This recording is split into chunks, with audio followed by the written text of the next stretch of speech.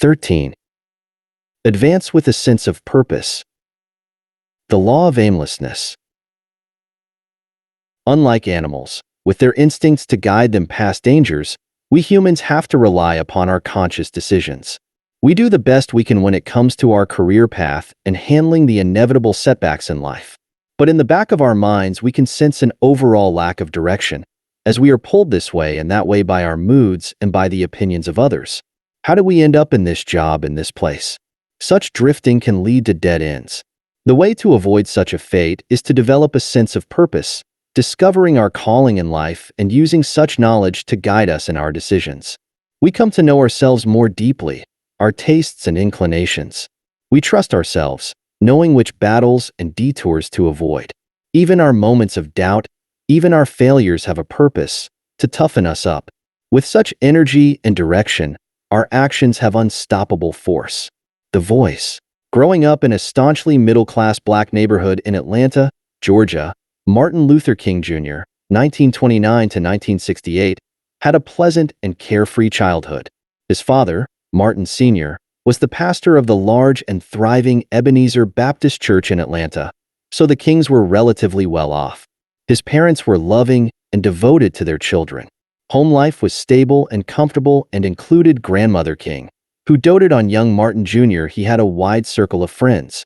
The few encounters he had with racism outside the neighborhood marred this idyllic childhood, but left him relatively unscathed. Martin Jr., however, was exceptionally sensitive to the feelings of those around him, and as he got older, he sensed something from his father that began to trigger some inner tension and discomfort. His father was a strict disciplinarian who set solid boundaries of behavior for the three King children. When Martin Jr. misbehaved in any way, his father whipped him, telling the boy this was the only way to turn him into a real man. The whippings continued until he was 15.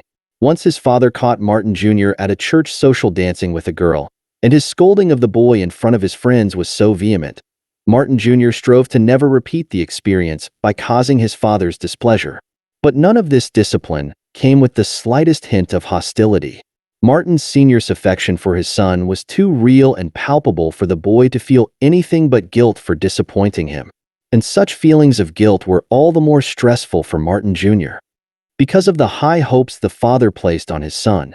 As a boy, Martin Jr. displayed an unusual way with words. He could talk his friends into almost anything, and his eloquence was quite precocious. He was certainly bright. A plan formed in Martin Sr.'s mind that his elder son would follow in his father's footsteps, attending Morehouse College in Atlanta, becoming ordained as a minister, serving as co-pastor at Ebenezer, and then eventually inheriting the father's position, just as Martin Sr. had inherited it from his father-in-law. Sometimes the father shared this plan, but more than anything else the boy could feel the weight of his father's expectations in the prideful way he looked at him and treated him, and it made him anxious. He deeply admired his father. He was a man of very high principle. But Martin Jr. could not avoid sensing the growing differences between them in taste and temperament. The son was more easygoing. He loved attending parties, wearing nice clothes, dating girls, and dancing. As he got older, he developed a pronounced serious and introspective side and was drawn to books and learning. It was almost as if there were two people inside of him, one social, the other solitary and reflective. His father, on the other hand, was not complicated at all. When it came to religion, Martin Jr. had his doubts. His father's faith was strong but simple. He was a fundamentalist who believed in a literal interpretation of the Bible. His sermons were aimed at the emotions of his parishioners, and they responded in kind. Martin Jr., on the other hand, had a cool temperament. He was rational and practical. His father seemed more concerned with helping people in the afterlife, whereas the son was more interested in life on earth and how it could be improved and enjoyed. The thought of becoming a minister intensified these inner conflicts. At times he could imagine himself following his father's career path. As someone deeply sensitive to any form of suffering or injustice, serving as a minister could be the perfect way to channel his desire to help people. But could he be a minister with such tenuous religious faith? He hated any kind of confrontation with his father, with whom it was impossible to argue. He developed the strategy of always saying yes to whatever his father said. His way of dealing with the tension inside him was to postpone any decision that might cause a rift. And so, when he graduated from high school at the age of 15, he decided to attend Morehouse, delighting his father. But in his mind, he had a plan. He would study everything that interested him and decide on his own the path he would take. In the first few months, he thought of a career in medicine, then sociology, then law. He kept changing his mind about a major, excited by all the subjects now open to him. He took a class in Bible studies, and he was pleasantly surprised at the profound, earthy wisdom in the book. There were professors at Morehouse who approached Christianity from a very intellectual angle, and he found this quite appealing. By his last year at Morehouse, he had changed his mind yet again. He would become ordained as a minister, and he would enroll at Crozer Theological Seminary, located in Pennsylvania, for a divinity degree. Now his father was quite ecstatic. He understood it was best to let Martin Jr. explore religion on his own, as long as he ended up at Ebenezer. At Crozer, Martin Jr. discovered a whole other side to Christianity, one that emphasized social commitment and political activism. He read all of the major philosophers, devoured the works of Karl Marx, and became fascinated with the story of Mahatma Gandhi. Finding the life of an academic a pleasant one, he decided to continue his studies at Boston University, where he gained a reputation among his professors as a brilliant scholar in the making. But as he prepared to graduate in 1954 from Boston University with a PhD in systematic theology, he could no longer postpone the inevitable. His father had lined up for him an irresistible offer, a position as co-pastor at Ebenezer and a part-time teaching position at Morehouse, where he could continue the academic studies he loved. Martin had recently married, and his wife, Coretta, wanted them to stay in the North, where life would be easier than in the troubled South. He could get a teaching job at almost any university he wanted. It was tempting to fall for either option, Ebenezer or teaching at a northern university. They would certainly lead to a comfortable life. In the past few months, however, he had had a different vision of his future. He could not rationally explain where this came from, but it was clear to him. He would return to the South, where he felt a primal connection to his roots. He would become the minister of a large congregation in a good-sized city, a place where he could help people, serve the community, and make a practical difference. But it would not be in Atlanta, as his father had planned. He was not destined to be a professor or merely a preacher molded by his father. He would have to resist the easy path. And this vision had become too strong for him to deny it any longer. He would have to displease his father, breaking the news as gently as possible. Several months before graduating, he heard of an opening at Dexter Avenue Baptist Church in Montgomery, Alabama. He visited the church and gave a sermon there, impressing the church's leaders. He found the congregation at Dexter more solemn and thoughtful than at Ebenezer, which suited his own temperament. Coretta tried to dissuade him from such a choice. She had grown up not far from Montgomery, and she knew how fiercely segregated the city was, and the many ugly tensions below the surface. Martin would encounter there a virulent racism he had never experienced in his relatively sheltered life. To Martin Sr., Dexter and Montgomery spelled trouble. He added his voice to Coretta's. But when Dexter offered Martin Jr. the job, he did not experience his usual ambivalence and need to think things over. For some reason, he felt certain about the choice. It seemed fateful and right. Established at Dexter, Martin Jr. worked hard at imposing his authority. He knew he looked a bit too young for the position. He devoted a great deal of time and effort to his sermons. Preaching became his passion, and he soon gained a reputation as the most formidable preacher in the area. But unlike many other pastors, his sermons were full of ideas, inspired by all of the books he had read. He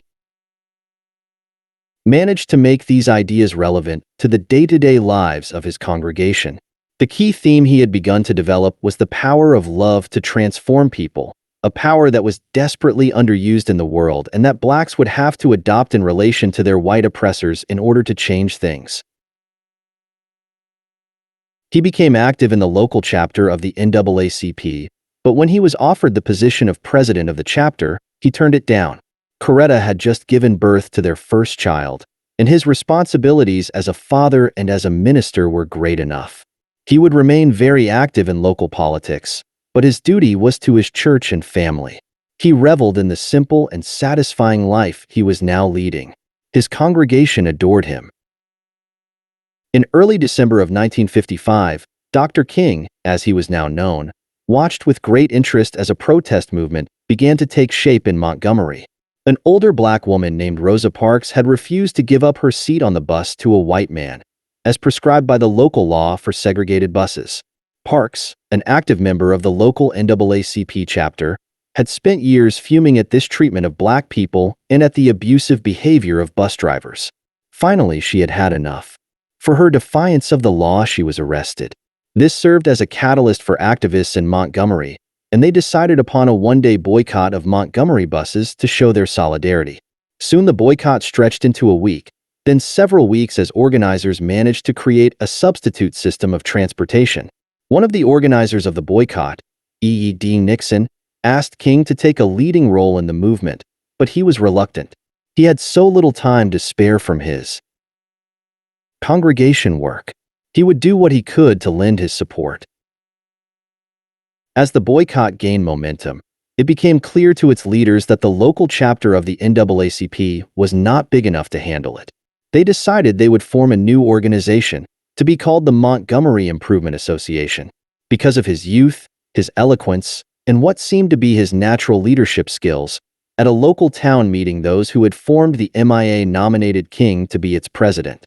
It was an offer they half expected him to refuse. They knew of his past hesitations. King, however, could feel the energy in the room and their faith in him. Without his usual careful premeditation, he suddenly decided to accept. As the boycott continued, the white administrators who controlled the city became increasingly adamant in their refusal to end the segregated practices on the city's buses. The tension was escalating. Several blacks involved in the boycott movement had been shot at and assaulted. In the speeches he now delivered to large crowds at the MIA meetings, King developed his theme of nonviolent resistance, invoking the name of Gandhi. They would defeat the other side through peaceful protests and justified boycotts. They would take the campaign further, aiming at complete integration in Montgomery's public places. Now the local authorities saw King as a dangerous man, an interloper from outside the state. They initiated a whispering campaign, inventing all sorts of rumors to be spread about King's youthful indiscretions, insinuating he was a communist. Almost every night he received phone calls threatening his life and that of his family, and such threats were not to be taken lightly in Montgomery. A normally reserved man, he did not like all of the attention from the press, which had now become national. There was so much bickering within the MIA leadership, and the whites in power were so devilishly tricky. It was all so much more than he had bargained for when he had decided to become the MIA leader. Several weeks after assuming the leadership position, King was arrested while driving, ostensibly for speeding, and placed in a cell full of the most hardened criminals. Once bail was posted, a trial was set for 2 days later, and who could guess what trumped-up charges they might come up with? The night before his trial, he received yet another phone call. "Nigger, we are tired of you and your mess now. And if you aren't out of this town in 3 days, we're going to blow your brains out and blow up your house." Something in the tone of the caller's voice sent chills down his spine. This seemed more than just a threat. He tried to sleep that night but couldn't, the man's voice on the phone call replaying in his mind. He went into the kitchen to make some coffee and calm himself down. He was shaking. He was losing his nerve and his confidence. Couldn't he just find a way to gracefully bow out of his leadership position and return to the comfortable life of being just a minister? As he examined himself and contemplated his past, he realized that up until these weeks he had never really known true adversity. His life had been relatively easy and happy. His parents had given him everything. He had not known what it was like to feel such intense anxiety. And as he went deeper with these thoughts, he realized that he had simply inherited religion from his father. He had never personally communicated with God or felt his presence from within. He thought of his newborn daughter and the wife he loved. He couldn't take much more of this. He couldn't call his father for advice or solace. It was well past midnight. He felt a wave of panic. Suddenly it came to him. There was only one way out of this crisis. He bowed over the cup of coffee and prayed with a sense of urgency he had never felt before. Lord, I must confess that I'm weak now. I'm faltering. I'm losing my courage. And I can't let the people see me like this, because if they see me weak and losing my courage, they will begin to get weak. At that moment, clear as could be, he heard a voice from within. Martin Luther, stand up for righteousness. Stand up for justice. Stand up for truth. And lo, I will be with you, even until the end of the world. The voice, that of the Lord, he felt sure, promised to never leave him, to come back to him when he needed it. Almost immediately, he felt a sense of tremendous relief. The burden of his doubts and anxiety lifted from his shoulders. He could not help but cry. Several nights later, while King was attending an MIA meeting, his house was bombed. By sheer luck, his wife and daughter were unharmed. When informed of what had happened, he remained calm. He felt that nothing could rattle him now. Addressing an angry crowd of black supporters who had congregated outside his home, he said, "We are not advocating violence. We want to love our enemies. I want you to love our enemies. Be good to them. Love them, and let them know you love them." After the bombing, his father pleaded with him to return with his family to Atlanta, but with Coretta's support, he refused to leave. Over the following months, there would be many challenges as he struggled to keep the boycott alive and maintain the pressure on the local government. Finally, toward the end of 1956, the Supreme Court affirmed a lower court decision ending bus segregation in Montgomery. On the morning of December 18th, King was the first passenger to board the bus and sit wherever he liked. It was a great victory. Now came national attention and fame, and with it endless new problems and headaches. The death threats continued. The older black leaders in the MIA and the NAACP came to resent the attention he now received. The infighting and the clash of egos became almost intolerable. King decided to start a new organization to be called the Southern Christian Leadership Conference, its purpose to take the movement beyond Montgomery. For King, however, the infighting and envy only followed him. In 1959, he returned to his hometown to serve as co-pastor at Ebenezer and to lead various SCLC campaigns from the headquarters in Atlanta. For some in the movement, he was too charismatic, too domineering, and his campaigns too ambitious. For others, he was too weak, too willing to compromise with white authorities. The criticism from both sides was relentless. But what added most of all to King's burdens was the slippery and infuriating tactics of the whites in power, who had no intention of accepting any substantial changes in segregation laws or in practices that discouraged blacks from registering to vote. They negotiated with King and agreed to compromises. Then as soon as the boycotts and sit-ins stopped, they found all kinds of loopholes in the agreements and backtracked. In one campaign King led in Albany, Georgia, to desegregate the city, the mayor and police chief made a show of exaggerated calmness, making it seem as if King and the SCLC were the unreasonable group, just stirring up trouble from the outside. The campaign in Albany was largely a failure, and it left King depressed and exhausted. It was now the pattern in his life that in such moments he yearned for the simpler, easier days of the past. His happy childhood, his pleasant years at the university, the first year and a half at Dexter. Perhaps he should retire from the leadership role and devote his time to preaching, writing, and lecturing. Such thoughts tugged at him with greater frequency. Then, toward the end of 1962, he received yet another request for his services. Fred Shuttlesworth, one of the leading black activists in Birmingham, Alabama, begged King and the SCLC to help him in his efforts to desegregate stores in the downtown area. Birmingham was one of the most fiercely segregated cities in the country. Rather than comply with federal laws to desegregate public places, such as swimming pools, they merely closed them down. Any form of protest against the segregation practices was met with powerful violence and terrorism. The city had come to be known as Bombingham. Overseeing this bastion of the segregated South was the police chief, Bull Connor, who seemed to relish the chance to use force, whips, attack dogs, high-pressure fire hoses, billy clubs. This would certainly be the most dangerous campaign so far. Everything inside King leaned toward turning it down. The old doubts and fears returned to him. What if people were killed and the violence touched him and his family? What if he failed? He suffered more sleepless nights as he agonized over this. Then the voice from 7 years before returned to him, as loud and clear as ever. He had been tasked to stand up for justice, not to think of himself, but to think of the mission. How foolish to be afraid again. Yes, it was his mission to go to Birmingham. But as he mulled this over, he could not help thinking more deeply about what the voice had told him. Standing up for justice meant bringing it about in some real and practical way, not talking or settling for useless compromises. His fears of disappointing people and failing had made him too cautious. He would have to be more strategic and more courageous this time. He would have to raise the stakes and he would have to win. No more fears or doubts. He accepted Shuttlesworth's offer, and as he planned the campaign with his team, he made it clear to them they would need to learn from past mistakes. King laid out to them the nature of the predicament they faced. The Kennedy administration had proven to be incredibly cautious when it came to civil rights. The president feared alienating congressional Southern Democrats, upon whom he depended. He would make great promises but keep dragging his feet.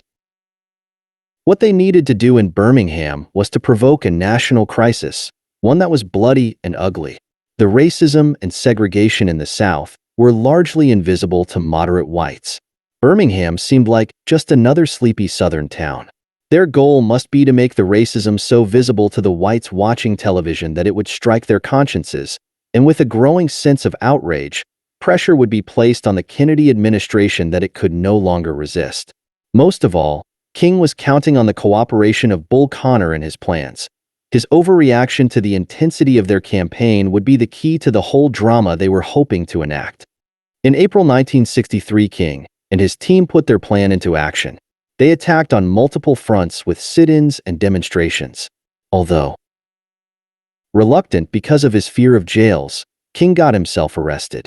This would garner more publicity and stir the local population to emulate him. But the campaign had a fatal weakness that became apparent only as it evolved. Local black support for the movement was tepid. Many blacks in Birmingham resented Shuttlesworth's autocratic style. Others reasonably feared the violence Connor would unleash. King depended on large and boisterous crowds, but what he got was far from that. The national press, not smelling his story, started to leave. Then one of the leaders on his team, James Bevel, had an idea. They would enlist the participation of students in local schools. King had his fears and argued they should not bring in anyone under the age of 14, but Bevel reminded him of the high stakes and the need for numbers, and King relented. Many of those inside the organization and sympathizers were shocked that King could be so pragmatic and strategic in using such young people, but the campaign had a higher purpose, and it was no time to be so delicate. The students responded with great enthusiasm. It was just what the movement needed. They filled the streets of Birmingham, more daring and boisterous than their parents. Soon they were filling up the jails. The press returned en masse. Out came the high-pressure fire hoses, the attack dogs, and the nightsticks, striking teenagers and even children. Soon television screens around America were broadcasting the tense, dramatic, and bloody scenes that ensued. Enormous crowds now showed up for King's speeches, drumming up support for the cause. Federal authorities were forced to intervene to lessen the tension. King had learned his lesson from before. He had to keep up the pressure to the very end. Representatives of the white power structure reluctantly opened negotiations with King. At the same time, he sanctioned the demonstrators to continue their downtown marches, coming from all directions and stretching Connor's police force to the breaking point. Frightened local merchants had had enough and asked the white negotiators to work on a comprehensive settlement with the black leaders, essentially desegregating the downtown stores and agreeing to the hiring of black employees. It was his greatest triumph so far. He had realized his ambitious goal. It did not matter now if the white authorities backtracked, as they inevitably would. Kennedy was caught in the trap, his own conscience. Pricked by what he had seen in Birmingham. Shortly after the settlement, he addressed the nation on television, explaining the need for immediate progress in civil rights and proposing some ambitious new laws. This led to the Civil Rights Act of 1964, which paved the way for the Voting Rights Act of 1965. It made King the undisputed leader of the civil rights movement and soon a winner of the Nobel Peace Prize. Money now poured into the SCLC, and the movement seemed to have ineluctable momentum. But as before, the troubles and burdens for King only seemed to increase with each new victory. In the years following Birmingham, he sensed a powerful reaction forming among conservatives and Republicans against the gains of the movement. They would work to halt further progress. He learned that the FBI had placed listening devices in his hotel rooms and had spied on him for years. They were now leaking stories and rumors to various newspapers. He watched as America descended into cycles of violence, starting with the assassination of Kennedy. He saw a new generation of black activists emerge under the banner of Black Power, and they criticized his adherence to nonviolence as weak and antiquated. When King moved the campaign to Chicago to try to stop discriminatory housing practices there, he brokered a settlement with local authorities. But black activists around the country harshly criticized him. He had settled for far too little. Shortly after this, an audience at a Chicago Baptist church loudly booed him, drowning out his talk with chants of Black Power. He grew depressed and despondent. In early 1965, he saw images of the Vietnam War in a magazine, and it sickened him. Something was deeply wrong with America. That summer, he toured the Watts neighborhood in Los Angeles after the violent riots that had scorched the area. The sight of so much poverty and devastation overwhelmed him. Here in the heart of one of the most affluent cities in America, the center of the fantasy industry, was an enormous neighborhood where large numbers of people lived in poverty and felt no hope for the future. And they were largely invisible. America had a cancer in its system: extreme inequalities in wealth and the willingness to spend vast sums of money on an absurd war, while blacks in inner cities were left to rot and riot. His depression now mixed with growing anger. In his conversations with friends, people noticed a new edge to him. In one retreat with his staff, he said, "All too many people have seen power and love as polar opposites. But the two fulfill each other. Power without love is reckless, and love without power is sentimental." At another retreat, he talked of new tactics. He would never abandon nonviolence as the means, but the civil disobedience campaign would have to be altered and intensified. Nonviolence must mature to a new level: mass civil disobedience. There must be more than a statement to the larger society. There must be a force that interrupts its functioning at some key point. The movement was not about integrating blacks into the values of American society, but about actively altering those values at their root. He would add to the civil rights movement the need to address poverty in inner cities and to protest the Vietnam War. On April 4, 1967, he expressed this widening of the struggle in a speech that got lots of attention, almost all negative. Even his most ardent supporters criticized it.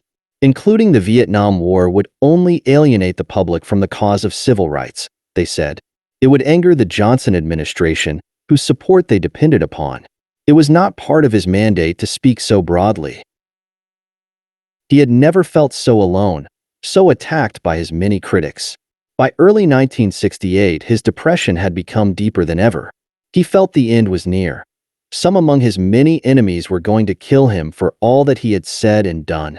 He was exhausted by the tension and felt spiritually at a loss. In March of that year, a pastor in Memphis, Tennessee, invited King to his city, hoping he could help support a strike by black sanitation workers who had been treated horribly. There had been marches, boycotts, and protests, and the police had responded brutally. The situation was explosive. King put them off. He felt depleted.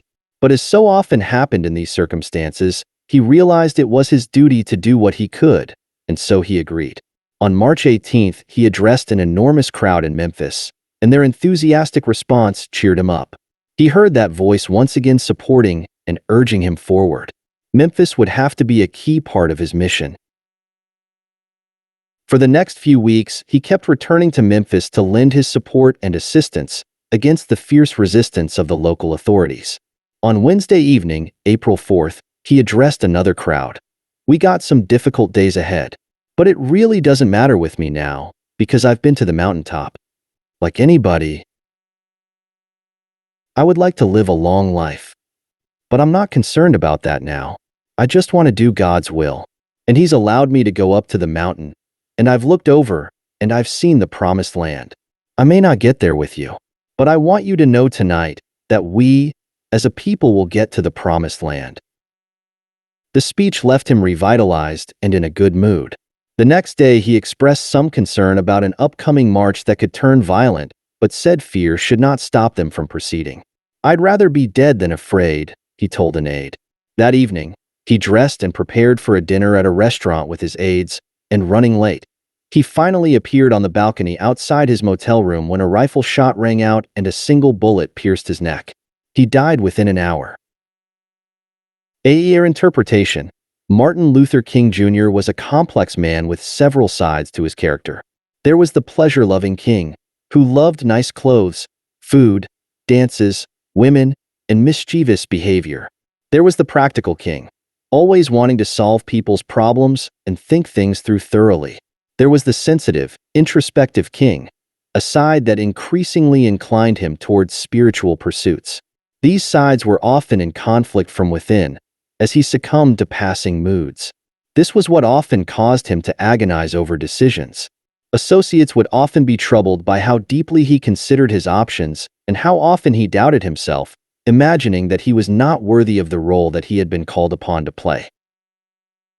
His relationship to his father reflected this complexity. On the one hand, he truly loved and respected him, enough to consider becoming a minister and emulating his style of leadership. On the other hand, he became aware from a very early age of the dangers that would ensue if he allowed himself to be overwhelmed by his father's dominating presence. His younger brother, A.D. King, lacked such awareness, a fact that caused him much pain in his life. A.D. became a minister, but he never could assert his independence. His career was erratic as he moved from one church to another. He developed an alcohol problem and later in life revealed a definite self-destructive streak that troubled his older brother. A.D. lived in their father's shadow. Something from deep within Martin Jr. impelled him to create some distance and autonomy. This meant not mindlessly rebelling against his father, which in the end would simply have revealed how defined he had been by him in reverse. It meant understanding the differences between them and using these differences as levers to create space. It meant taking the best from his father, his discipline, his high sense of principle, his caring nature. And it meant going his own way when something from deep within urged him to do so. He taught himself to listen to such intuitions, which led to his decision to begin his public career in Montgomery and to accept the MIA leadership position. In such moments, it was as if he could foresee his destiny and drop his habit of overthinking things.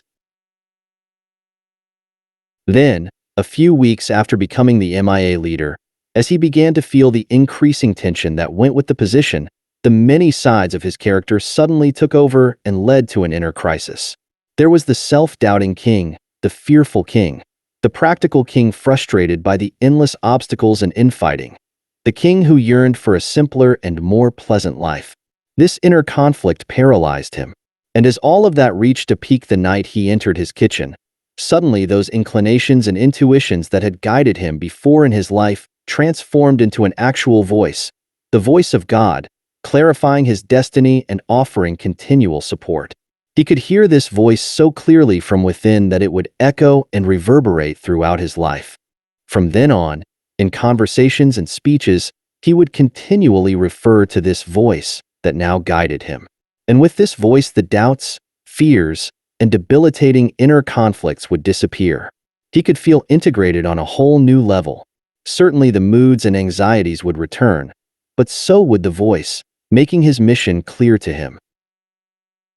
People were often surprised, and sometimes perturbed, by how strategic he had become as his leadership role expanded to a national level.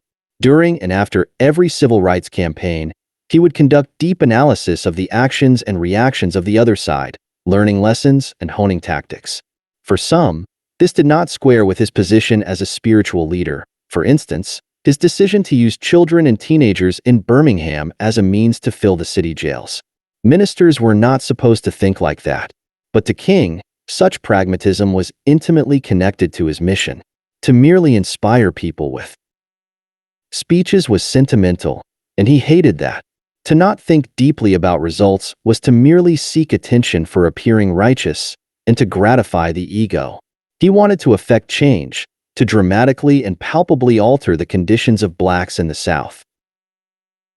And so he came to understand that the game was about gaining leverage against the whites in power, who resisted change at every step.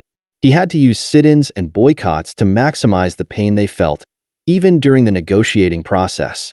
He had to maximize the attention from the press and bring into the living rooms of white America the ugly reality of life in the South for blacks. His strategic objective was their conscience. He had to keep the movement unified in the face of the increasing desire for violence among younger blacks. And as the voice reminded him of his ultimate purpose, to stand up for and bring about real justice, he naturally felt compelled to widen the struggle into a mass civil disobedience campaign. In a sense, King would serve as the voice for Black America, assuming a role similar to that of the voice that had guided him. He would strive to bring unity to the cause and keep the movement focused on practical results instead of debilitating infighting. His bouts of depression, which became more intense in the later years, stemmed from his deep sensitivity not only to the people around him, the envy and continual criticisms he faced, but to the zeitgeist. Before others did, he sensed the mood in America, the grim reality of the war in Vietnam, the despair in the inner cities, the restlessness of the young and their hunger to escape reality through drugs, the cowardice of the political leadership. He linked this with his own sense of doom. He knew he would be assassinated. Such moods would overwhelm him. But the voice he had heard so many years before in Montgomery allowed him to squelch his fears and rise above the depression. Whenever he felt connected to his mission and purpose in life, he would experience a profound sense of fulfillment. He was doing what he was called to do, and he would not have traded this life for any other. In his last days, the connection grew deeper. He would bring change to the people of Memphis, but his fate would cut this short. Understand. In many ways, the dilemma that King faced is the dilemma that all of us face in life, because of a profound element in human nature.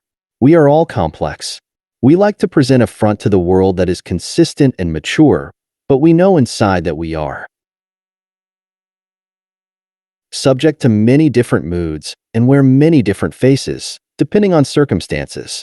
We can be practical, social, introspective, irrational, depending on the mood of the moment. And this inner chaos actually causes us pain. We lack a sense of cohesion and direction in life. We could choose any number of paths, depending on our shifting emotions, which pull us this way and that. Why go here instead of there?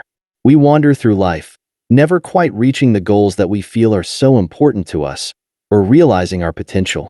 The moments in which we feel clarity and purpose are fleeting.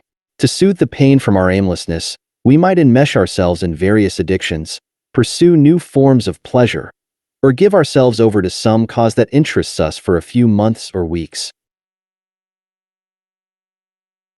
The only solution to the dilemma is King's solution, to find a higher sense of purpose, a mission that will provide us our own direction, not that of our parents, friends, or peers. This mission is intimately connected to our individuality, to what makes us unique. As King expressed it, we have a responsibility to set out to discover what we are made for, to discover our life's work, to discover what we are called to do. And after we discover that, we should set out to do it with all the strength and all of the power that we can muster. This life's work is what we were intended to do, as dictated by our particular skills, gifts, and inclinations. It is our calling in life. For King, it was an impulse to find his own particular path, to fuse the practical with the spiritual. Finding this higher sense of purpose gives us the integration and direction we all crave. Consider this life's work something that speaks to you from within, a voice. This voice will often warn you when you are getting involved in unnecessary entanglements, or when you are about to follow career paths that are unsuited to your character by the uneasiness that you feel. It directs you toward activities and goals that mesh with your nature. When you are listening to it, you feel like you have greater clarity and wholeness. If you listen closely enough, it will direct you toward your particular destiny. It can be seen as something spiritual or something personal, or both. It is not the voice of your ego, which wants attention and quick gratification, something that further divides you from within. Rather, it absorbs you in your work and what you have to do. It is sometimes hard to hear, as your head is full of the voices of others telling you what you should and should not do. Hearing it involves introspection, effort, and practice. When you follow its guidance, positive things tend to happen. You have the inner strength to do what you must and not be swayed by other people who have their own agendas. Hearing this voice will connect you to your larger goals and help you avoid detours. It will make you more strategic, focused, and adaptive. Once you hear it and understand your purpose, there will be no going back. Your course has been set, and deviating from it will cause anxiety and pain. He who has a why to live can bear with almost any how. Friedrich Nietzsche. Keys to human nature. In the world today, we humans face a particular predicament. As soon as our schooling ends, we suddenly find ourselves thrown into the work world, where people can be ruthless and the competition is fierce. Only a few years before, if we were lucky, our parents met many of our needs and were there to guide us. In some cases, they were overprotective. Now we find ourselves on our own, with little or no life experience to rely upon. We have to make decisions and choices that will affect our entire future. In the not-so-distant past, people's career and life choices were somewhat limited. They would settle into the particular jobs or roles available to them and stay there for decades. Certain older figures, mentors, family members, religious leaders, could offer some direction if needed. But such stability and help is hard to find today, as the world changes ever more quickly. Everyone is caught up in the harsh struggle to make it. People have never been so preoccupied with their own needs and agendas. The advice of our parents might be totally antiquated in this new order. Facing this unprecedented state of affairs, we tend to react in one of two ways. Some of us, excited by all the changes, actually embrace this new order. We are young and full of energy. The smorgasbord of opportunities offered by the digital world dazzles us. We can experiment, try many different jobs, have many different relationships and adventures. Commitments to a single career or person feel like unnecessary restrictions on this freedom. Obeying orders and listening to authority figures is old-fashioned. Better to explore, have fun, and be open. A time will come when we will figure out what exactly to do with our lives. In the meantime, maintaining the freedom to do as we wish and go where we please becomes our main motivation. Some of us, however, react the opposite way. Frightened of the chaos, we quickly opt for a career that is practical and lucrative, hopefully related to some of our interests, but not necessarily. We settle on an intimate relationship. We may even continue to cling to our parents. What motivates us is to somehow establish the stability that is so hard to find in this world. Both paths, however, tend to lead to some problems further down the road. In the first case, trying so many things out, we never really develop solid skills in one particular area. We find it hard to focus on a specific activity for too long because we are so used to flitting around and distracting ourselves, which makes it doubly hard to learn new skills if we want to. Because of this, our career possibilities begin to narrow. We become trapped into moving from one job to another. We might now want a relationship that lasts, but we haven't developed the tolerance for compromise, and we cannot help but bristle at the restrictions to our freedom that a lasting relationship will represent. Although we might not like to admit it to ourselves, our freedom can begin to wear on us. In the second case, the career we committed to in our 20s might begin to feel a bit lifeless in our 30s. We chose it for practical purposes, and it has little connection to what actually interests us in life. It begins to feel like just a job. Our minds disengage from the work. And now that smorgasbord of opportunities in the modern world begins to tempt us as we reach midlife. Perhaps we need some new, exciting career or relationship or adventure. In either case, we do what we can to manage our frustrations. But as the years go by, we start to experience bouts of pain that we cannot deny or repress. We are generally unaware of the source of our discomfort, the lack of purpose and true direction in our lives. This pain comes in several forms. We feel increasingly bored, not really engaged in our work. We turn to various distractions to occupy our restless minds. But by the law of diminishing returns, we need to continually find new and stronger forms of diversion. The latest trend in entertainment, travel to an exotic location, a new guru or cause to follow, hobbies that are taken up and abandoned quickly, addictions of all kinds. Only when we are alone or in down moments do we actually experience the chronic boredom that motivates many of our actions and eats away at us. We feel increasingly insecure. We all have dreams and a sense of our own potential. If we have wandered aimlessly through life or gone astray, we begin to become aware of the discrepancy between our dreams and reality. We have no solid accomplishments. We feel envious of those who do. Our ego becomes brittle, placing us in a trap. We are too fragile to take criticism. Learning requires an admission that we don't know things and need to improve, but we feel too insecure to admit this, and so our ideas become set and our skills stagnate. We cover this up with an air of certainty and strong opinions, or moral superiority, but the underlying insecurity cannot be shaken. We often feel anxious and stressed, but are never quite certain as to why. Life involves inevitable obstacles and difficulties, but we have spent much of our time trying to avoid anything painful. Perhaps we didn't take on responsibilities that would open us to failure. We steered clear of tough choices and stressful situations. But then they crop up in the present. We are forced to finish something by a deadline, or we suddenly become ambitious and want to realize a dream of ours. We have not learned in the past how to handle such situations, and the anxiety and stress overwhelm us. Our avoidance leads to a low-grade, continual anxiety. And finally, we feel depressed. All of us want to believe that there is some purpose and meaning to our life, that we are connected to something larger than ourselves. We want to feel some weight and significance to what we have done. Without that conviction, we experience an emptiness and depression that we will ascribe to other factors. Understand, this feeling of being lost and confused is not anyone's fault. It is a natural reaction to having been born into times of great change and chaos. The old support systems of the past, religions, universal causes to believe in, social cohesion, have mostly disappeared, at least in the Western world.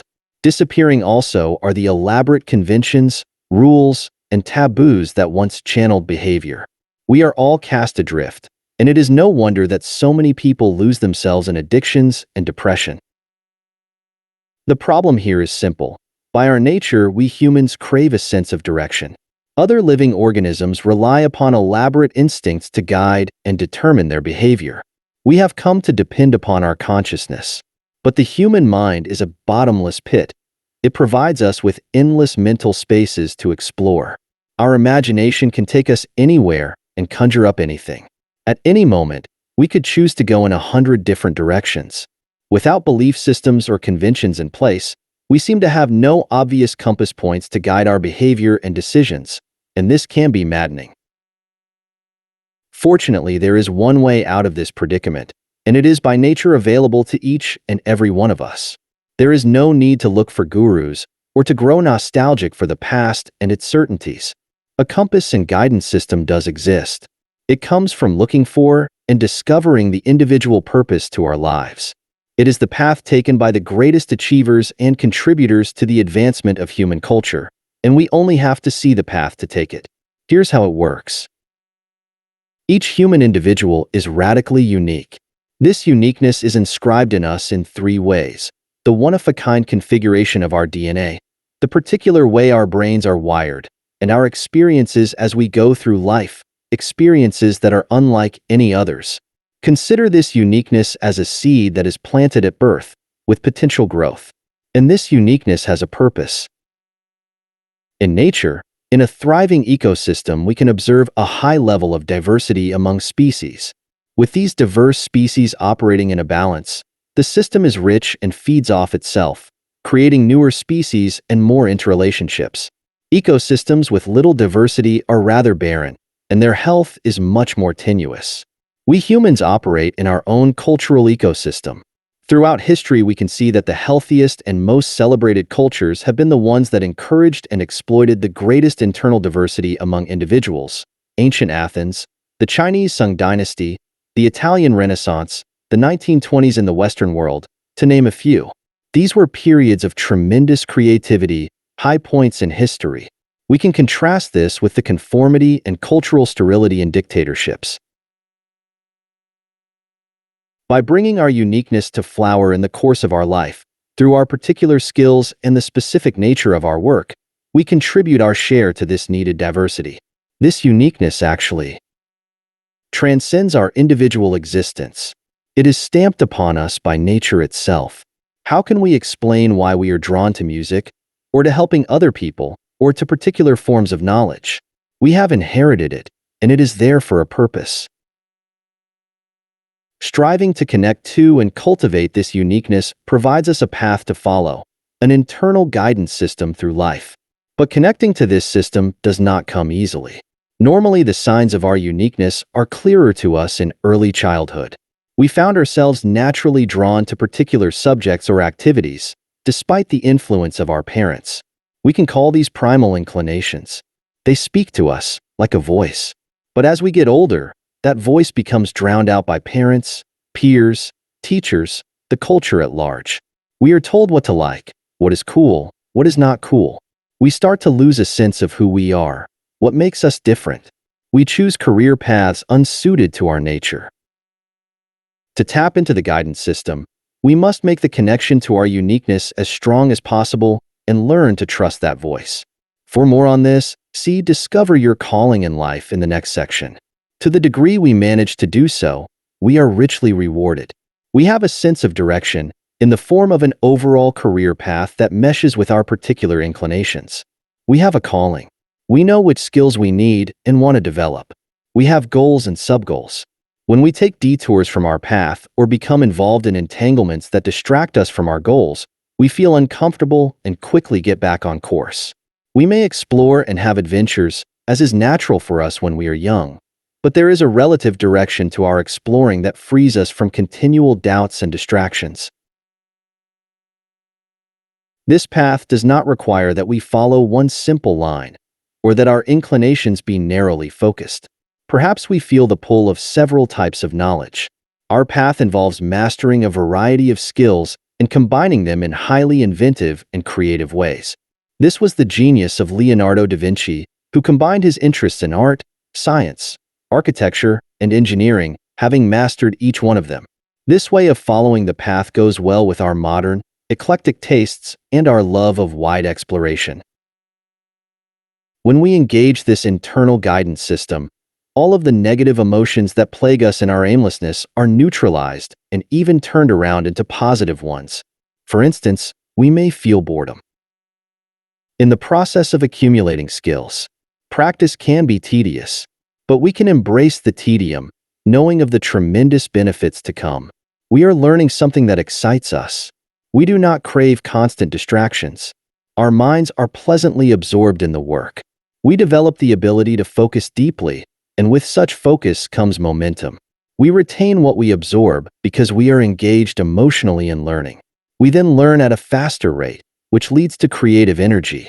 With a mind teeming with fresh information, ideas begin to come to us out of nowhere. Reaching such creative levels is intensely satisfying, and it becomes ever easier to add new skills to our repertoire. With a sense of purpose, we feel much less insecure. We have an overall sense that we are advancing, realizing some or all of our potential. We can begin to look back at various accomplishments, small or large. We got things done. We may have moments of doubt, but they are generally related more to the quality of our work than to our self-worth. Did we do our best job? Focusing more on the work itself and its quality than on what people think of us, we can distinguish between practical and malicious criticism. We have an inner resiliency, which helps us bounce back from failures and learn from them. We know who we are, and this self-awareness becomes our anchor in life. With this guidance system in place, we can turn anxiety and stress into productive emotions. In trying to reach our goals, a book, a business, winning a political campaign, we have to manage a great deal of anxiety and uncertainty, making daily decisions on what to do. In the process, we learn to control our levels of anxiety. If we think too much about how far we have to go, we might feel overwhelmed. Instead, we learn to focus on smaller goals along the way, while also retaining a degree of urgency. We develop the ability to regulate our anxiety, enough to keep us going and keep improving the work, but not so much as to paralyze us. This is an important life skill. We develop a high tolerance for stress as well, and even feed off of it. We humans are actually built to handle stress. Our restless and energetic minds thrive best when we are mentally and physically active, our adrenaline pumping. It is a known phenomenon that people tend to age more quickly and deteriorate more rapidly right after they retire. Their minds have nothing to feed on. Anxious thoughts return. They become less active. Maintaining some stress and tension and knowing how to handle it can improve our health. And finally, with a sense of purpose, we are less prone to depression. Yes, low moments are inevitable, even welcome. They make us withdraw and reassess ourselves, as they did for King. But more often we feel excited and lifted above the pettiness that so often marks daily life in the modern world. We are on a mission. We are realizing our life's work. We are contributing to something much larger than ourselves, and this ennobles us. We have moments of great fulfillment that sustain us. Even death can lose its sting. What we have accomplished will outlive us, and we do not have that debilitating feeling of having wasted our potential. Think of it this way. In military history, we can identify two types of armies, those that fight for a cause or an idea, and those that fight largely for money as part of a job. Those that go to war for a cause, such as the armies of Napoleon Bonaparte fighting to spread the French Revolution, fight with greater intensity. They tie their individual fate to that of the cause and the nation. They are more willing to die in battle for the cause. Those in the army who are less enthusiastic get swept up in the group spirit. The general can ask more of his soldiers. The battalions are more unified, and the various battalion leaders are more creative. Fighting for a cause is known as a force multiplier. The greater the connection to the cause, the higher the morale, which translates into greater force. Such an army can often defeat one that is much larger but less motivated. We can say something similar about your life. Operating with a high sense of purpose is a force multiplier. All of your decisions and actions have greater power behind them because they are guided by a central idea and purpose. The many sides to your character are channeled into this purpose, giving you more sustained energy. Your focus and your ability to bounce back from adversity give you ineluctable momentum. You can ask more of yourself, and in a world where so many people are meandering, you will spring past them with ease and attract attention for this. People will want to be around you to imbibe your spirit. Your task as a student of human nature is twofold. First, you must become aware of the primary role that a sense of purpose plays in human life. By our nature, the need for purpose has a gravitational pull to it that no one can resist. Look at the people around you and gauge. What is guiding their behavior, seeing patterns in their choices? Is the freedom to do what they please their primary motivation? Are they mostly after pleasure, money, attention, power for its own sake, or a cause to join? These are what we shall call false purposes, and they lead to obsessive behavior and various dead ends. For more on false purposes, see the last section of this chapter. Once you identify people as motivated by a false purpose, you should avoid hiring or working with them, as they will tend to draw you downward with their unproductive energy. You will also notice some people who are struggling to find their purpose in the form of their calling in life. Perhaps you can help them, or you can help each other. And finally, you may recognize a few people who have a relatively high sense of purpose. This could be someone young who seems destined for greatness. You will want to befriend them and become infected with their enthusiasm. Others will be older, with a string of accomplishments to their name. You will want to associate with them in any way possible. They will draw you upward. Your second task is to find your sense of purpose and elevate it by making the connection to it as deep as possible. See the next section for more on this. If you are young, Use what you find to give an overall framework to your restless energy. Explore the world freely, accumulate adventures, but all within a certain framework. Most important, accumulate skills. If you are older and have gone astray, take the skills you have acquired and find ways to gently channel them in the direction that will eventually mesh with your inclinations and spirit. Avoid sudden and drastic career changes that are impractical. Keep in mind that your contribution to the culture can come in many forms. You don't have to become an entrepreneur or figure largely on the world stage. You can do just as well operating as one person in a group or organization, as long as you retain a strong point of view that is your own and use this to gently exert your influence. Your path can involve physical labor and craft. You take pride in the excellence of the work, leaving your particular stamp on the quality. It can be raising a family in the best way possible. No calling is superior to another. What matters is that it be tied to a personal need and inclination, and that your energy move you toward improvement and continual learning from experience. In any event, you will want to go as far as you can in cultivating your uniqueness and the originality that goes with it. In a world full of people who seem largely interchangeable, you cannot be replaced. You are one of a kind. Your combination of skills and experience is not replicable. That represents true freedom and the ultimate power we humans can possess. Strategies for developing a high sense of purpose. Once you commit yourself to developing or strengthening your sense of purpose, then the hard work begins. You will face many enemies and obstacles impeding your progress, the distracting voices of others who instill doubts about your calling and your uniqueness, your own boredom and frustrations with the work itself and your slow progress, the lack of trustworthy criticism from people to help you, the levels of anxiety you must manage, and finally, the burnout that often accompanies focused labor over long periods. The following 5 strategies are designed to help you move past these obstacles. They are in a loose order, the first being the essential starting point. You will want to put them all into practice to ensure continual movement forward. Discover your calling in life. You begin this strategy by looking for signs of primal inclinations in your earliest years, when they were often the clearest. Some people can easily remember such early indications, but for many of us it requires some introspection and some digging. What you are looking for is moments in which you were unusually fascinated by a particular subject or certain objects or specific activities and forms of play.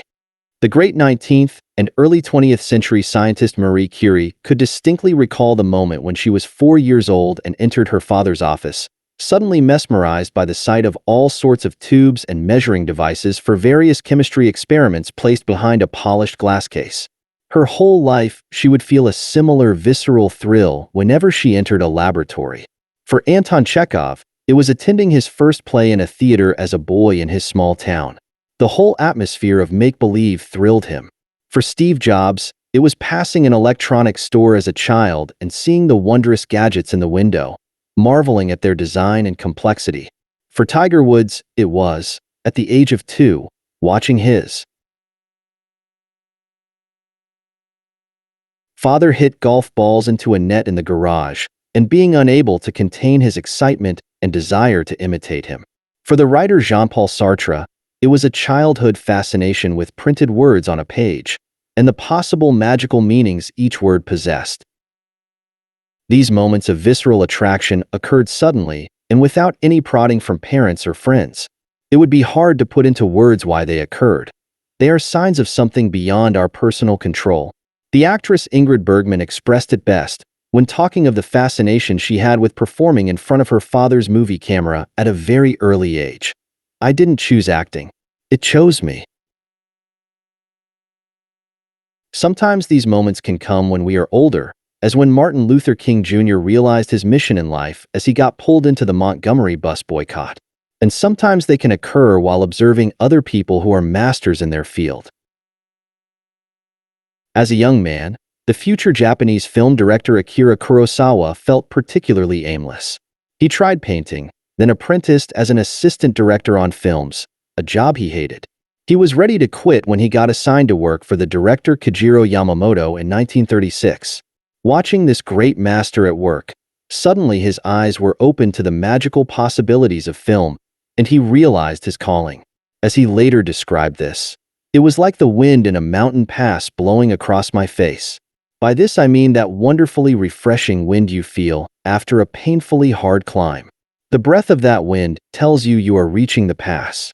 Then you stand in the pass and look down over the panorama as it opens up. When I stood behind Yamasan in his director's chair next to the camera, I felt my heart swell with that same feeling. I've made it at last. As another sign, examine moments in your life when certain tasks or activities felt natural and easy to you, similar to swimming with a current. In performing such activities, you have a greater tolerance for the tedium of practicing. People's criticisms don't discourage you so easily. You want to learn. You can contrast this with other subjects or tasks that you find deeply boring and unfulfilling, which frustrate you. Related to this, you will want to figure out the particular form of intelligence that your brain is wired for. In his book Frames of Mind, the psychologist Howard Gardner lists certain forms of intelligence for which people usually have one particular gift or affinity. This could be mathematics and logic, physical activity, words, images, or music. We could also add to this social intelligence, a superior sensitivity to people. When you are engaged in the activity that feels right, it will correspond to that form of intelligence for which your brain is most suited. From these various factors, you should be able to spot the outline of your calling. In essence, in going through this process, you are discovering yourself, what makes you different, what predates the opinions of others. You are reacquainting yourself with your natural likes and dislikes.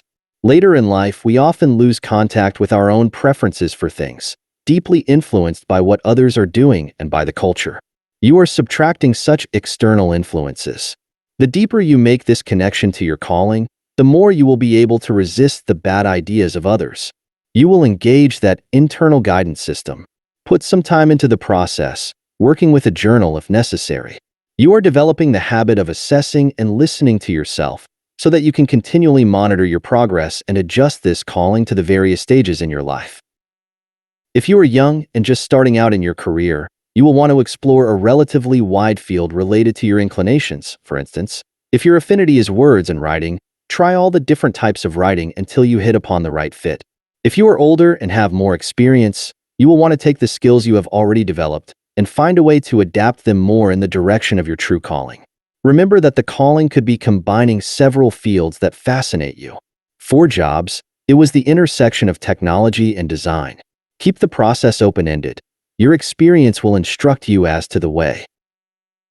Do not try to bypass the work of discovering your calling or imagine that it will simply come to you naturally. Although it may come to a few people early in life or in a lightning bolt moment, for most of us it requires continual introspection and effort. Experimenting with the skills and options related to your personality and inclinations is not only the single most essential step in developing a high sense of purpose, it is perhaps the most important step in life in general. Knowing in a deep way who you are, your uniqueness, will make it that much easier to avoid all of the other pitfalls of human nature. Use resistance and negative spurs. The key to success in any field is first developing skills in various areas, which you can later combine in unique and creative ways. But the process of doing so can be tedious and painful as you become aware of your limitations and relative lack of skill. Most people, consciously or unconsciously, seek to avoid tedium, pain, and any form of adversity. They try to put themselves in places where they will face less criticism and minimize their chances of failure. You must choose to move in the opposite direction. You want to embrace negative experiences, limitations, and even pain as the perfect means of building up your skill levels and sharpening your sense of purpose. When it comes to exercise, you understand the importance of manageable levels of pain and discomfort because they later yield strength, stamina, and other positive sensations. The same will come to you by actually embracing the tedium in your practice. Frustration is a sign that you are making progress as your mind becomes aware of higher levels of skill that you have yet to attain. You want to use and embrace any kind of deadline. If you give yourself a year to finish a project or start up a business, you will generally take a year or more. If you give yourself 3 months, you will finish it that much sooner. and the concentrated energy with which you work will raise your skill level and make the end result that much better. If necessary, manufacture reasonably tight deadlines to intensify your sense of purpose. Thomas Edison knew he could take far too long to realize his inventions, and so he developed the habit of talking about their future greatness to journalists, overselling his ideas. With publicity, he would now be put in the position of having to make it happen, and relatively soon, or be ridiculed. He would now have to rise to the occasion, and he almost always did. The great 18th century Zen master Hakuin took this further. He became greatly frustrated by the particular koans, paradoxical anecdotes designed to spark enlightenment, presented to him by his master. His lack of progress made him feel desperate, so he told himself, in all seriousness, if I fail to master one of these koans in 7 days, I will kill myself.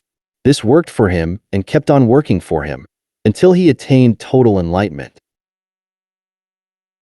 As you progress on your path, you will be subject to more and more of people's criticisms. Some of them might be constructive and worth paying attention to, but many of them come from envy. You can recognize the latter by the person's emotional tone in expressing their negative opinions. They go a little too far, speak with a bit too much vehemence. They make it personal, instilling doubts about your overall ability, emphasizing your personality more than the work. They lack specific details about what and how to improve. Once recognized, the trick is not to internalize these criticisms in any form. Becoming defensive is a sign they have gotten to you. Instead, use their negative opinions to motivate you and add to your sense of purpose. Absorb purposeful energy. We humans are extremely susceptible to the moods and energy of other people. For this reason, you want to avoid too much contact with those who have a low or false sense of purpose. On the other hand, you always want to try to find and associate with those who have a high sense of purpose. This could be the perfect mentor or teacher or partner on a project. Such people will tend to bring out the best in you, and you will find it easier and even refreshing to receive their criticisms. This was the strategy that brought Coco Chanel, see Chapter 5, so much power. She began life from a position of great weakness, an orphan with little or no resources in life. She realized in her early 20s that her calling was to design clothes and to start her own apparel line. She desperately needed guidance, however, particularly when it came to the business side. She looked for people who could help her find her way. At the age of 25, she met the perfect target, a wealthy older English businessman named Arthur Boy Capel. She was attracted to his ambition, his well-rounded experience, his knowledge of the arts, and his ruthless practicality. She latched onto him with great vehemence. He was able to instill in her the confidence that she could become a famous designer. He taught her about business in general. He offered her tough criticisms that she could accept because of her deep respect for him. He helped guide her in her first important decisions in setting up her business. From him, she developed a very honed sense of purpose that she retained her entire life. Without his influence, her path would have been too confusing and difficult. Later in life, she kept returning to this strategy. She found other men and women who had skills she lacked or needed to strengthen: social graciousness, marketing, a nose for cultural trends, and developed relationships that allowed her to learn from them. In this case, you want to find people who are pragmatic and not merely those who are charismatic or visionaries. You want their practical advice and to absorb their spirit of getting things done. If possible, collect around you a group of people from different fields as friends or associates who have similar energy. You will help elevate one another's sense of purpose. Do not settle for virtual associations or mentors. They will not have the same effect. Create a ladder of descending goals. Operating with long-term goals will bring you tremendous clarity and resolve. These goals, a project or business to create, for instance, can be relatively ambitious enough to bring out the best in you. The problem, however, is that they will also tend to generate anxiety as you look at all you have to do to reach them from the present vantage point. To manage such anxiety, you must create a ladder of smaller goals along the way, reaching down to the present. Such objectives are simpler the further down the ladder you go, and you can realize them in relatively short time frames, giving you moments of satisfaction and a sense of progress. Always break tasks into smaller bites. Each day or week you must have micro goals. This will help you focus and avoid entanglements or detours that will waste your energy. At the same time, you want to continually remind yourself of the larger goal to avoid losing track of it or getting too mired in details. Periodically return to your original vision and imagine the immense satisfaction you will have when it comes to fruition. This will give you clarity and inspire you forward. You will also want a degree of flexibility built into the process. At certain moments, you reassess your progress and adjust the various goals as necessary, constantly learning from experience and adapting and improving your original objective. Remember that what you are after is a series of practical results and accomplishments, not a list of unrealized dreams and aborted projects. Working with smaller, embedded goals will keep you moving in such a direction. Lose yourself in the work. Perhaps the greatest difficulty you will face in maintaining a high and consistent sense of purpose is the level of commitment that is required over time and the sacrifices that go with this. You have to handle many moments of frustration, boredom, and failure, and the endless temptations in our culture for more immediate pleasures. The benefits listed above in the keys are often not immediately apparent, and as the years pile up, you can face burnout. To offset this tedium, you need to have moments of flow in which your mind becomes so deeply immersed in the work that you are transported beyond your ego. You experience feelings of profound calmness and joy. The psychologist Abraham Maslow called these peak experiences. Once you have them, you are forever changed. You will feel the compulsion to repeat them. The more immediate pleasures the world offers will pale in comparison. And when you feel rewarded for your dedication and sacrifices, your sense of purpose will be intensified. These experiences cannot be manufactured, but you can set the stage for them and vastly increase your odds. First, it is essential to wait until you are further along in the process, at least more than halfway through a project or after several years of study in your field. At such moments, your mind will be naturally filled with all kinds of information and practice, ripe for a peak experience. Second, you must plan on giving yourself uninterrupted time with the work, as many hours in the day as possible, and as many days in the week. For this purpose, you have to rigorously eliminate the usual level of distractions, even plan on disappearing for a period of time. Think of it as a type of religious retreat. Steve Jobs would close the door to his office, spend the entire day holed up in the room, and wait until he fell into a state of deep focus. Once you become adept at this, you can do it almost anywhere. Einstein would notoriously go into such a deep state of absorption that he would lose himself in the city streets or while sailing on a lake. Third, the emphasis must be on the work, never on yourself or the desire for recognition. You are fusing your mind with the work itself, and any intrusive thoughts from your ego or doubts about yourself or personal obsessions will interrupt the flow. Not only will you find this flow immensely therapeutic, but it will also yield uncannily creative results. For the time period that the actress Ingrid Bergman was engaged in a particular film project, she poured every ounce of her energy into it, forgetting everything else about her life. Unlike other actors, who gave greater importance to the money they earned or the attention they received, Bergman saw only the opportunity to completely embody the role she was to play and bring it to life. For this purpose, she would engage with the writers and the director involved, actively altering the role itself and some of the dialogue, making it more real.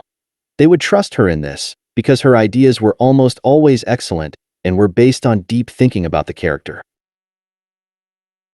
Once she had gone far enough in the writing and thinking process, she would go through days or weeks feeling herself fuse with the role and not interacting with others. In doing so, she could forget about all the pain in her life, the loss of her parents when she was young, her abusive husband. These were the moments of genuine joy in her life, and she translated such peak experiences to the screen. Audiences could sense something profoundly realistic in her performances, and they identified unusually intensely with the characters she played. Knowing she would periodically have such experiences, and the results that went with them, kept her moving past the pain and sacrifices that she demanded of herself. Look at this as a form of religious devotion to your life's work.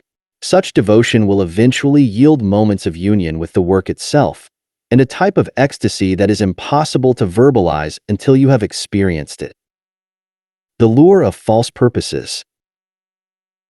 The gravitational pull we feel toward finding a purpose comes from two elements in human nature. First, unable to rely on instincts as other animals do, we require some means of having a sense of direction, a way to guide and restrict our behavior. Second, we humans are aware of our puniness as individuals in a world with billions of others in a vast universe.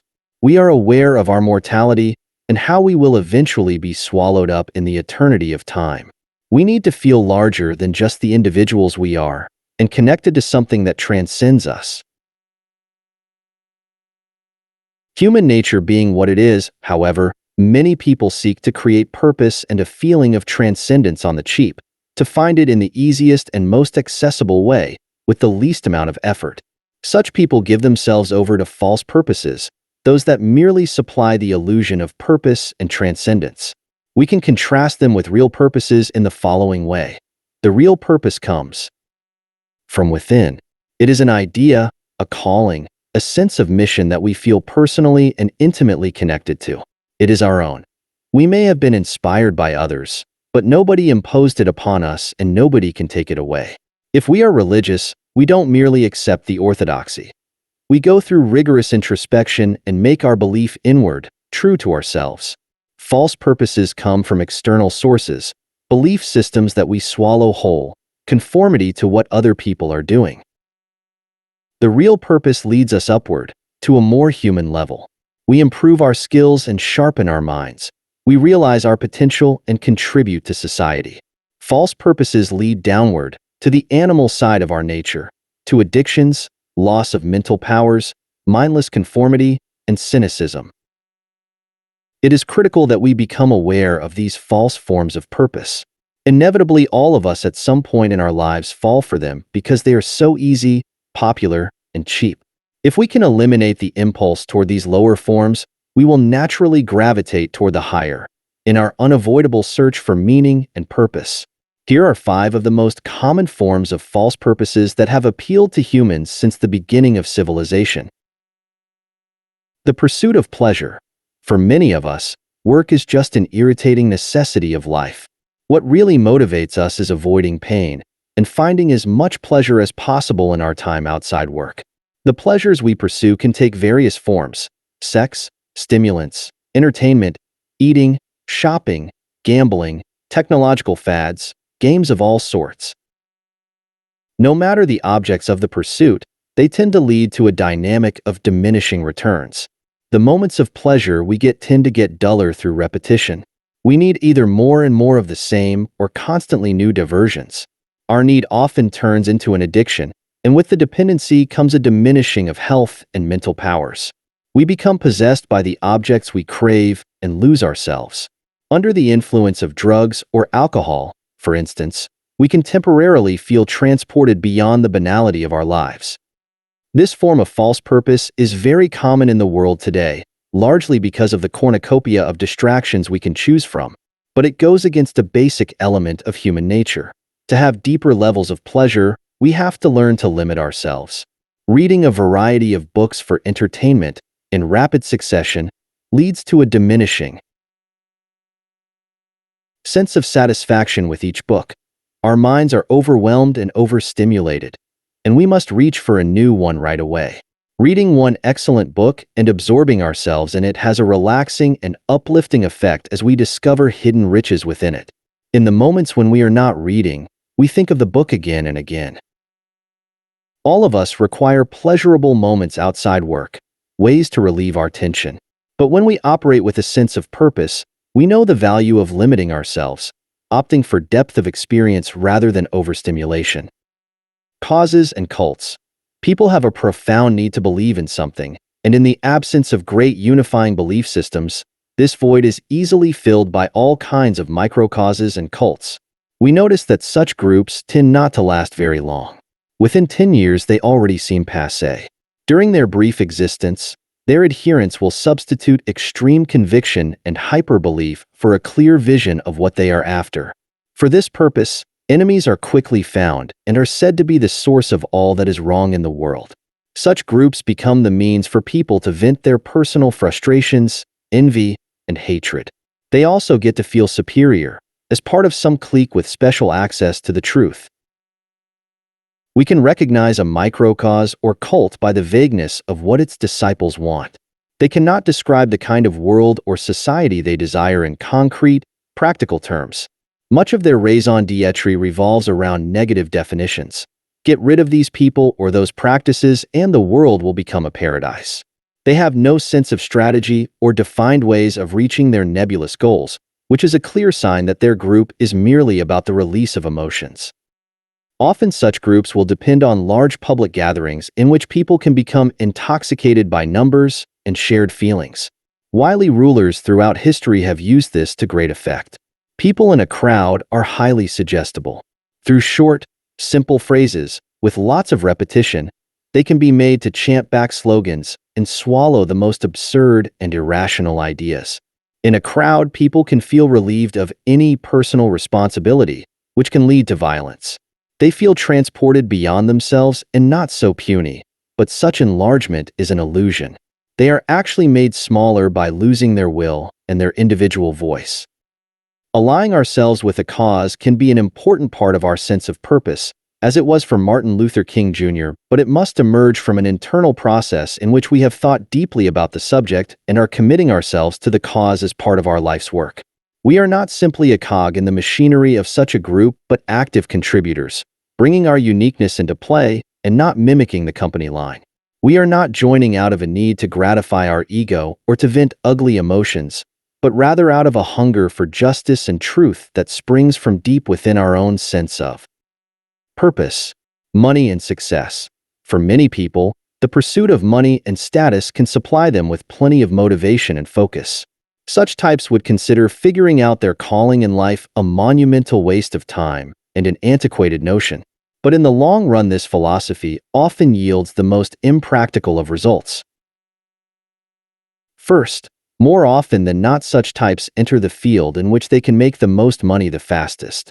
They aim for the biggest paychecks. Their career choices have slight or no connection to their actual inclinations.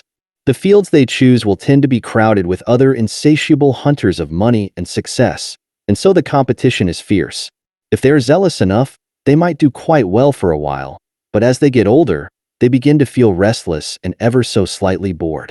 They try different avenues for money and success. They need new challenges. They have to keep finding ways to motivate themselves. Often they make big mistakes in their obsessive pursuit of money because their thinking is so short-term, as we saw with those who went all in on the derivatives frenzy leading up to the crash of 2008. Second, money and success that last come from remaining original and not mindlessly following the path that others are following. If we make money our primary goal, we never truly cultivate our uniqueness, and eventually someone younger and hungrier will supplant us. And finally, what often motivates people in this quest is to simply have more money and status than other people, and to feel superior. With that standard, it is difficult to know when they have enough, because there are always people with more. And so the quest is endless and exhausting. And since the connection to their work is not personal, such people become alienated from themselves. The pursuit feels soulless. They are workaholics without a true calling. They may become depressed or manic, and they will often lose what they have gained if they become manic enough. We all know the effects of hyperintention. If we want and need desperately to sleep, we are less likely to fall asleep. If we absolutely must give the best talk possible at some conference, we become hyper-anxious about the result, and the performance suffers. If we desperately need to find an intimate partner or make friends, we are more likely to push them away. If instead we relax and focus on other things, we are more likely to fall asleep or give a great talk or charm people. The most pleasurable things in life occur as a result of something not directly intended and expected. When we try to manufacture happy moments, they tend to disappoint us. The same goes for the dogged pursuit of money and success. Many of the most successful, famous, And wealthy individuals do not begin with an obsession with money and status. One prime example would be Steve Jobs, who amassed quite a fortune in his relatively short life. He actually cared very little for material possessions. His singular focus was on creating the best and most original designs, and when he did so, good fortune followed him. Concentrate on maintaining a high sense of purpose, and the success will flow to you naturally. Attention. People have always pursued fame and attention as a way to feel enlarged and more important. They become dependent on the number of people applauding, the size of the army they command, the crowd of courtiers that serve them. But this false sense of purpose has become greatly democratized and widespread through social media. Now almost any one of us can have the quantity of attention that past kings and conquerors could only dream about.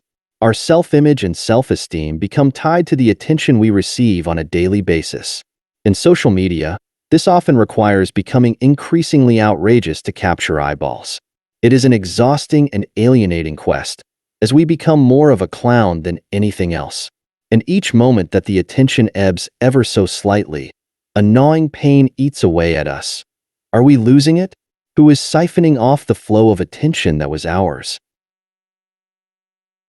As with money and success, we have a much greater chance of attracting attention by developing a high sense of purpose and creating work that will naturally draw people to it. When the attention is unexpected, as with the success we suddenly have, it is all the more pleasurable. Cynicism.